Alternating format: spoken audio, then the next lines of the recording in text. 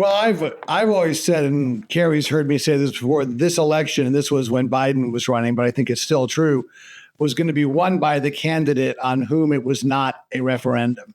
And that is why Joe Biden was doomed, because after that debate debacle, there was no way it was not going to be a referendum on him. And every time he tried to clean it up, classic example, he actually did a very good job showing a mastery of foreign affairs at the NATO conference, but everyone focused on the fact that he said, well, I wouldn't have chosen, I wouldn't have chosen the wrong vice president, right? And so he messed that up, and that's all that everyone was talking about, right?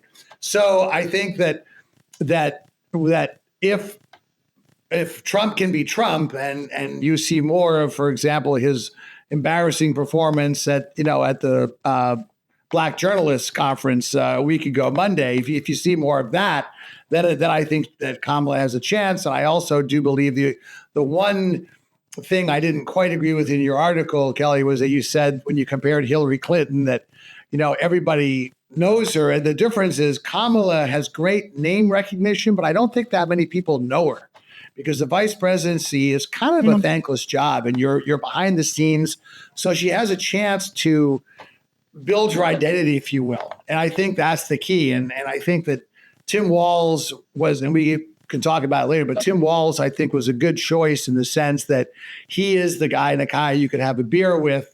And yes, even though he was a moderate congressman, he was a more progressive governor. But I think the perception is he can talk to the people in the Midwest.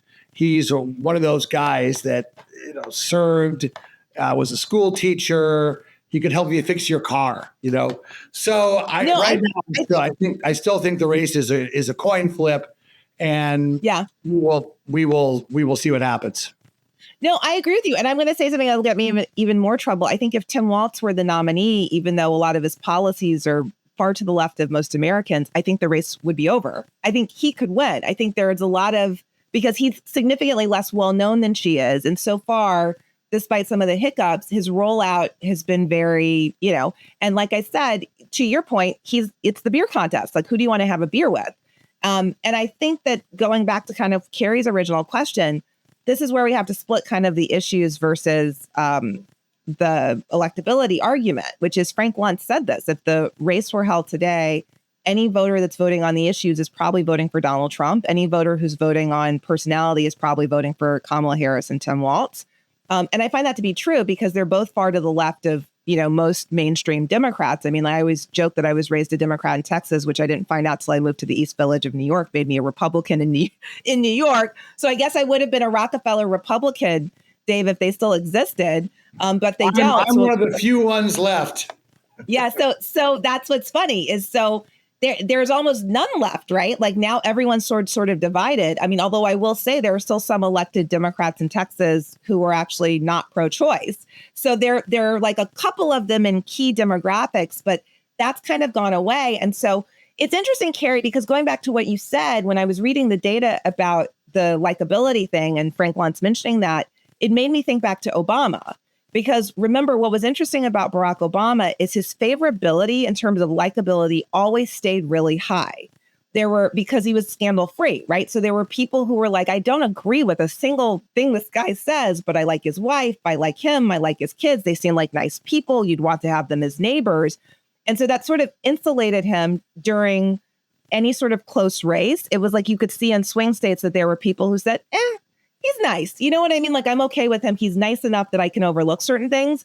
And so that's kind of the question mark with this race, because I know people who are super progressive who don't agree with, Harris, Biden because of the Gaza stuff. Then I know people who are moderate Democrats who don't agree with them on anything else. Right. But then they look across the aisle at Donald Trump and they're like, he's just such a terrible person that if I got to choose who's a decent human being, I'm going with Harris Walz. And I can't predict what's ultimately going to land with the majority of Americans at the polls. I just don't know the answer to that. And people always have these rose-colored glasses when they're looking back at the Trump administration. There was, as Kerry's heard me say, the economic performance of both Obama and Biden was much better than Trump. And foreign policy, we can debate it, but I think again, perception is reality. So people, whatever the record is, people look back fondly on the Trump administration. Is that my Wi-Fi? I think the Republican Party is kind of having a civil war in the sense that you have half the voters who are nostalgia voters, right? That just want to go back to what they see, I think incorrectly, as what the Trump administration was. And then you have, the Steve Bannon victory or death, pro-MAGA, killer crowds. And those are, I think that if Trump wins, those two parties are going to be at war. But the only other thing I would say is that where Biden outperformed Hillary, it was with working class whites. He did 5% better, and with voters over 65. And that's where I'm worried that Kamala is going to slide, is that she's not going to be able to match those totals. And I think that's where Tim Walz can help, certainly. But I think obviously she'll do better with voters of color. I think she'll do better with young voters. And I think, as you say, a lot of black voters and a lot of the Democratic base that was very dispirited with Biden will come home.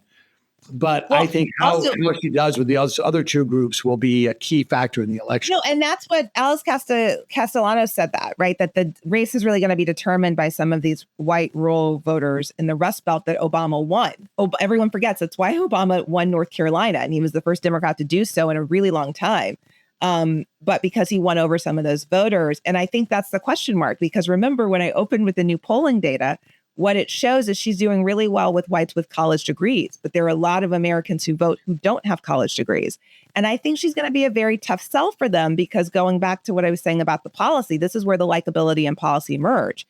If they don't like her and Tim Walz is not at the top of the ticket and they don't agree on her policy wise, there's not a good reason for them to vote for her. And in fact, they might just stay home. I'm not saying they're all going to Donald Trump's going to win all of them. I think that some of those voters might stay home. And if, a couple thousand in swing states stay home, that's enough to determine the race. I don't have a crystal ball on this, obviously, but I think listen, the whole point of my argument of my piece was that I don't understand why Democrats love to torture themselves. I mean, there was an easier path forward. And for some reason, they were like, yes, this is kind of a layup because Donald Trump is a convicted felon who's horribly unlikable. But what we're going to do is push forward a candidate who also has some likability issues, who's also a woman, who's also a double racial minority, and who's also super, super liberal. And we're just going to cross our fingers and hope for the best. And there's something really, I appreciate that people just felt like that's the right thing to do. I mean, I have friends who just feel like, Kelly, I just want to see this in my lifetime.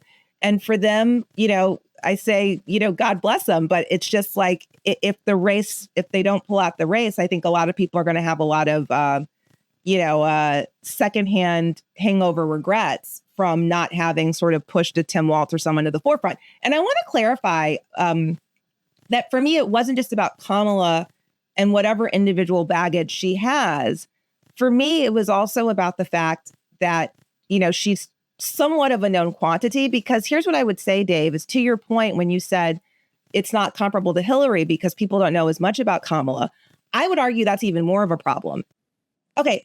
Well, I just think, we're living in interesting times, because just to be clear, my argument was not that, Kamala Harris needs to be a perfect candidate, but sort of my theory is, how often do you get sort of a layup like Joe Biden steps aside in a race where he was running against a highly unlikable convicted felon? And so I just find it a bit bizarre that the Democrats' response to that was, we have a layup, so why don't we go ahead and pass the torch to someone who is significantly more liberal than a lot of the party, also happens to not be so liked among some of her base, also happens to be a woman, also happens to be a dual racial minority, and also hasn't done so great in some of the high profile media opportunities she's had so far.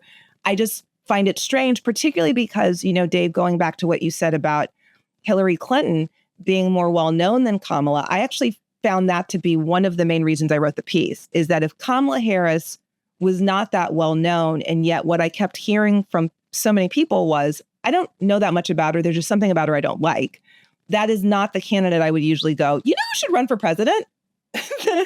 That's just not. So it all kind of struck me as strange. I mean, I will be thrilled to be proven wrong after the election, but I think that if I'm not, there's going to be a lot of soul searching done within the Democratic Party about how they could let something like this slip through their fingers. Because I think that if a Tim Walz or someone brand new on the scene, which is part of why he's, I think, generating a lot of the enthusiasm you talk about, brand new in terms of the national stage, I think if it had been someone like him at the top of the ticket, someone who was less well-known name-wise and had less perceived baggage, I actually think the race would be over. That's what I genuinely believe. And so that's why I kind of think this has all been an interesting dance that the Democrats are doing. But I also have friends who say, Kelly, I want to see this in my lifetime. I want to see a Black woman at the top of the ticket. Yeah. And I agree. I think the Democrats are wimps. I think, frankly, they were scared of democracy in terms of the fear of the unknown and having an open convention, which I think would have been a good thing. We had an open convention in 1952, or we as a country did, and so this is. I agree. It was. I think it was a poor choice, though. I still don't quite agree with Kamala as being unknown, as being a liability. I do think she has a chance to prove herself, and I hope I'm right on that. Well, the polling seems to indicate you're right. Yeah, the polling seems to indicate you're in the right direction.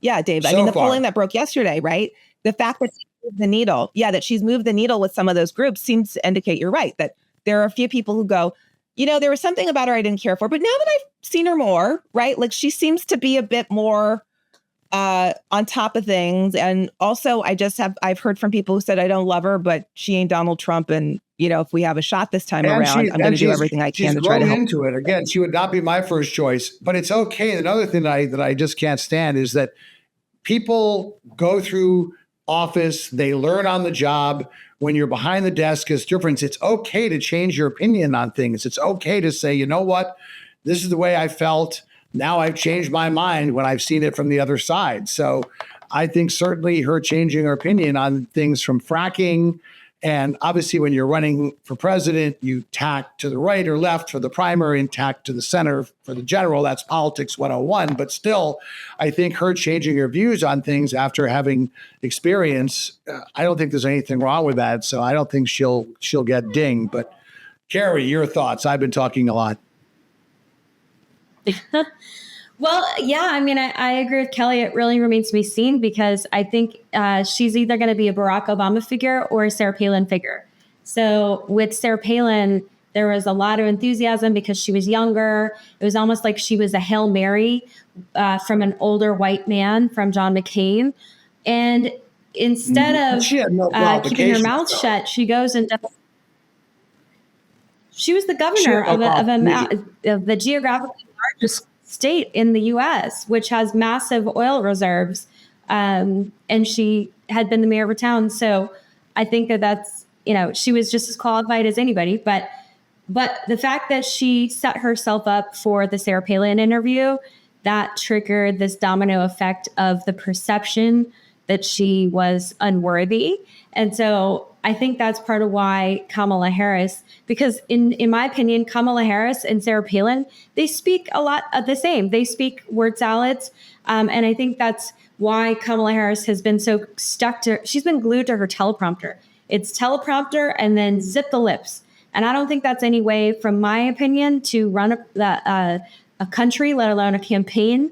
Carrie, my mom would kill me if I didn't slip this in, though, but at least she actually uses the teleprompter and doesn't write it on her hand. And I had to say that because if I did, my mom would say, why didn't you point out that Sarah Palin wrote notes on her hand, Kelly? So I got it in, Mom. Thanks, Mom. I can't wait to meet your mom. Yeah. But then I think also there is the potential for her to be like Barack Obama, because because she is less well known in terms of her actual substantive policy, people kind of project their hopes onto her in the same way that they projected a lot of hopes onto Barack Obama. And from my perspective, I think we have more than enough evidence as to who she really is. She's supported the Green New Deal. She supported socialized medicine. When she was asked in the primary who supports decriminalizing illegal immigration, breaking our laws, she raised her hand. And then her voting record as a senator is to the left of Bernie Sanders. So she's telling us who she is. And that's what Maya Angelou said. When someone shows you who they are, believe them the first time. So this is, I think, my job as a conservative from now until election day is to introduce America to who she really is, because unfortunately the media is not going to do their job. And to your point, I hear your point, Kelly. I agree with what you said earlier about the media wanting green, not red or blue per se. And I would say that was true in 2016. And I'll give an example of Morning Joe. So Morning Joe, they were so like rapidly pro-Trump in 2015 and 2016. They helped promote, like Joe Scarborough helped to get Donald Trump elected. And it made me so angry because I used to be a guest on that program. And I used to love going on that show in 2014 and 2015 because it was the most bipartisan show. I would go on Fox or I would go on other MSNBC shows and I'd get equal parts love or hate only on MSNBC with Morning Joe specifically. I'd either get, oh, you're brilliant, you're fabulous on Fox or CNN or other MSNBC shows. Oh, you're a complete moron. Morning Joe was the most balanced show. And then they became so rapidly pro-Trump. And then it was like immediately, as soon as he won, they were clutching their pearls. And then the rest of the media started to clutch their pearls. And since then, the media, I believe, has been very unfair to Donald Trump, which is part of why when he kept getting indictment after indictment, his poll numbers kept going up because the whole system seems stacked against him from the perspective of people who support him. And even people who just say, like, yeah, you shouldn't have the media, like, for example, for 2 years saying, I have proof. Rachel Maddow and Adam Schiff said, I have proof that there was collusion. And then we get the Mueller report, there's no collusion. And they want us to like wave a magic wand and pretend that we didn't hear for 2 years. There's so much to unpack. First of all, Bill Barr buried the Mueller report. Okay, that's the reason that it didn't come out. And secondly, I love this thing about Trump supporters. Donald Trump's behavior has nothing to do with it. The media is unfair. People turn against him. It's nothing that he did. It's nothing that he said. You know, the reason that a lot of people turned against Donald Trump who originally supported him was the way he behaved in the campaign, the way he didn't keep his word on a lot of things, and just his erratic, boorish behavior. That's the reason.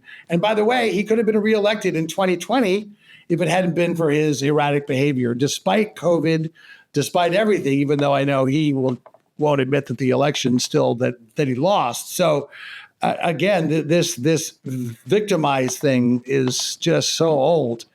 But again, we will see. And Dave, if someone shows you, believe him. Yeah. Yeah, but Dave, can I interrupt and say something? But please. I do think, and don't worry, I'm not just saying this to angle to get an invitation back, but I think that's why shows like yours exist and are flourishing.